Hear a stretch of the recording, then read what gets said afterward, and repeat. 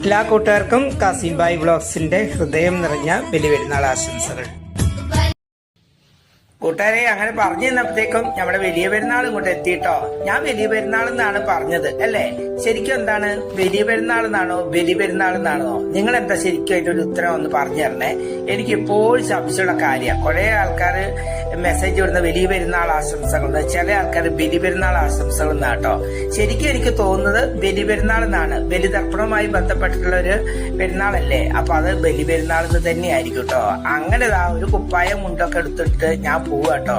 ഈ പ്രാവശ്യത്തെ പെരുന്നാളിന് അങ്ങനെ പുതിയതൊന്നുമില്ല, പഴയ ഏതോ ഷർട്ടും മുണ്ടും എടുത്തിട്ട് ഞാനങ്ങ് പോവാട്ടോ. വൃത്തിയുള്ളത് ആയിരിക്കണമെന്നേ ഉള്ളൂ, അങ്ങനെ ഒരു പുതിയത് വേണമെന്നൊന്നുമില്ല. എപ്പോഴും പള്ളിയിൽ പോകുമ്പോൾ അതേ സമയമാവണം, ഞാൻ അങ്ങനെ വിശ്വസിക്കുന്ന ഒരാളാട്ടോ. പിന്നെ പെരുന്നാൾക്കൊക്കെ ഡ്രസ്സ് എടുക്കുക സാധാരണയാണ്. പക്ഷെ ഈ പ്രാവശ്യം എന്താ പറയാ, നമ്മൾ കുറച്ച് ബുദ്ധിമുട്ടൊക്കെ ആയതുകൊണ്ട് ഡ്രസ്സൊന്നും എടുത്തില്ല. എനിക്കെന്നല്ല, ഉമ്മാക്കും എടുത്തില്ല, മക്കൾക്കും എടുത്തില്ല, ആർക്കും ഇപ്രാവശ്യം എടുത്തില്ല കേട്ടോ. ഇങ്ങനെ പെരുന്നാൾ വന്നു എന്നല്ലാണ്ട് അതിന്റെ അപ്പുറത്തോട്ട് വലിയ ആഘോഷമൊന്നുമില്ല.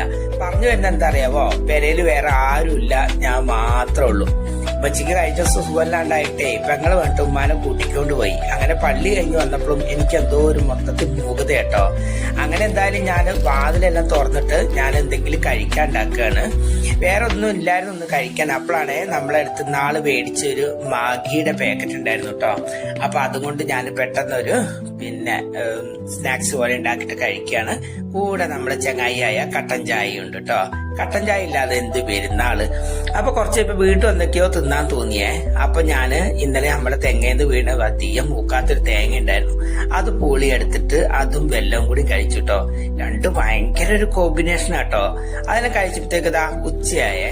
അപ്പൊ അവിടുന്ന് കുഞ്ഞാമാന്റെ പേർക്കുന്ന ഇങ്ങോട്ട് പാടാൻ ചോറ് ഇവിടുന്ന് തിന്നാന്ന് പറഞ്ഞുകൊണ്ടിരിക്കുന്നുണ്ട് കുറെ നേരമായിട്ട്.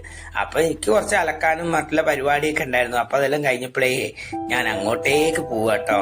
നമ്മുടെ വീട്ടിൽ നിന്ന് ഇതാ കുറച്ചങ്ങോട്ട് നടന്നാൽ നമ്മുടെ എളാമന്റെ പേരെ എത്തിയേ. ഇതാ ഇവിടുന്ന് ഇങ്ങോട്ട് കാണുന്ന നമ്മുടെ റോഡിൽ നിന്ന് അക്കരയാട്ടോ ഒരു വീട്.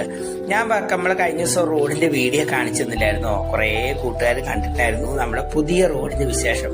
പക്ഷെ ഇതാട്ടോ അപ്പൊ റോഡിന്റെ അവസ്ഥ മൊത്തം കാട് കയറി. ഇതെന്താ വെച്ച് കഴിഞ്ഞാൽ റോഡിൽ കൂടെ നടന്നു വരാൻ വേറെ ആരുമില്ല, ഞാൻ മാത്രമേ ഉള്ളൂ.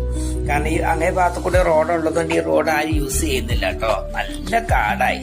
എന്തായാലും പശുക്കൾക്കും ആടുകൾക്കൊക്കെ നല്ല തീറ്റ ഉണ്ട് കേട്ടോ. ഇന്ന് ഏറ്റവും സന്തോഷമുള്ള കാര്യം എന്താണെന്നറിയാമോ? ആകാശമൊക്കെ നല്ല തെളിഞ്ഞു നിൽക്കുക കേട്ടോ. അങ്ങനെ ഇതാ കുഞ്ഞാമാന്റെ പേർക്ക് പോയിട്ട് ഒരു ഗ്ലാസ് സേമിയ പായസവും പള്ള നിറച്ച് ചോറും വെച്ച് വന്നിട്ടോ. അപ്പൊ ഇത്രയേ ഉള്ളൂ നമ്മുടെ ബലി പെരുന്നാൾ വിശേഷം. പുതിയ വീഡിയോ വിശേഷമായിട്ട് വീണ്ടും കാണാം. എല്ലാരോടും ഒത്തിരി ഒത്തിരി സ്നേഹത്തോടു കൂടി ടാറ്റാ ബൈ ബൈ.